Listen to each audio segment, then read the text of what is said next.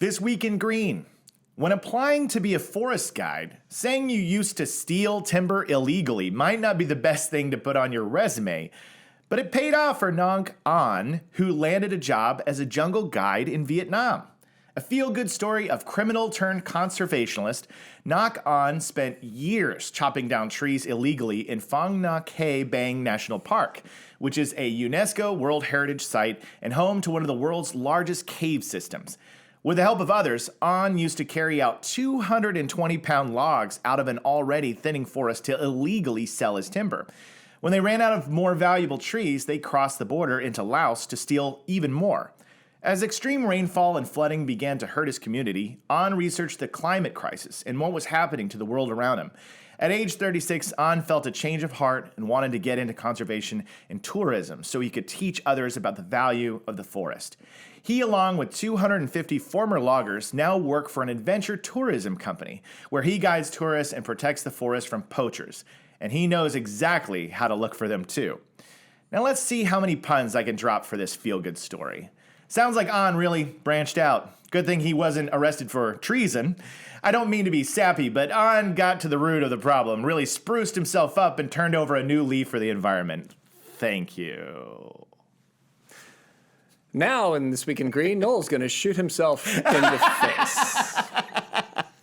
Oh, I'm so sorry. Sometimes you come across a story and you go, there's so many tree puns to be had here, and I know that it's the point where anyone who liked our show will no longer listen ever again. Right. But I had to do it. Look, Jacob, you are the pun master. I am the pun. You are the pun king. You have dad jokes for days. Dad jokes as the for kids say. Days. And I appreciate the art of it.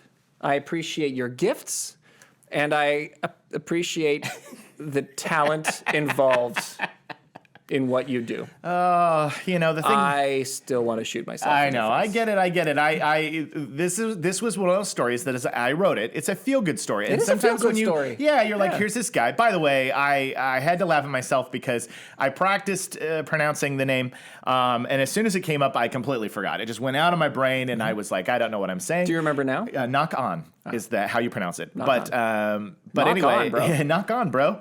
But I read this story, and when you have these feel-good stories that are just like, hey, this is a great tale, the jokes, they don't come as quickly when you're, you know what I mean? Because you're like, how do I make fun of this like feel-good, great story? Right. And all I could sit there and think about were those tree puns. And I was like, well, if I'm going to go out, I'm going to go out with a blaze of glory.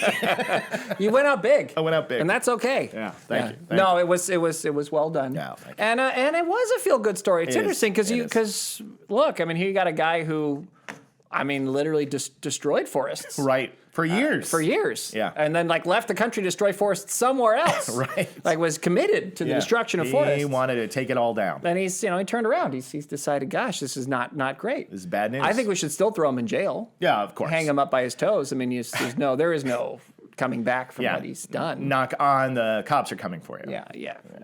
We are no longer going to knock on. Yeah, no more. Hey, kids, rock and roll. Knock on. Anyway. That's a good song. We're gonna now all of everybody who's cool just is gone. Just gone. We lost every one of them. I was tolerant of the puns until that happened.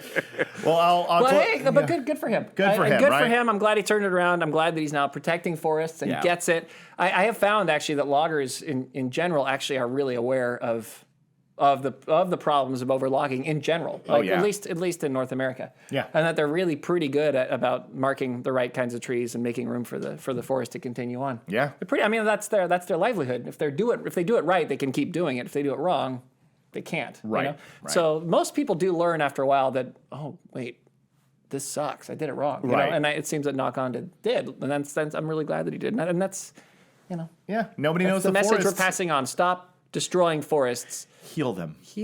Fix them. Yes. Stop robbing banks. Build them. No, I don't know. I was trying to come up with an analogy for another criminal choice path. I don't know.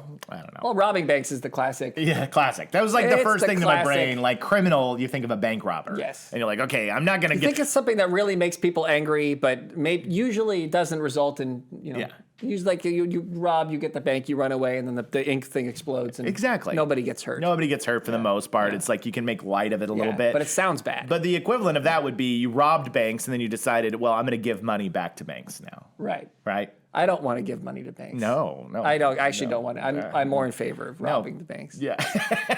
Bury your gold.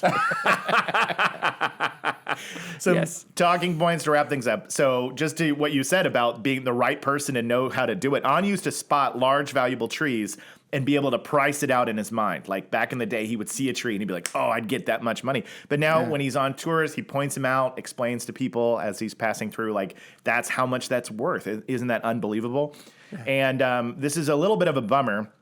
According to Global Forest Watch, Vietnam lost about 3 million hectares of tree cover between 2001 and 2020, a 20% decrease since 20 years ago, driven primarily by the commodities sectors. So that was really the wake-up call for him once he realized that in 20 years, they'd lost 20% of their forests from people stealing them. So glad he turned things around. Yeah, look, a lot of people are not in favor of too much government, but sometimes you do need to have rules right. Stop cutting down the trees. Yeah, stop cutting down the trees. Yeah. So look, I'm glad he learned. Yeah. It's a feel-good story. So we'll have more for you soon.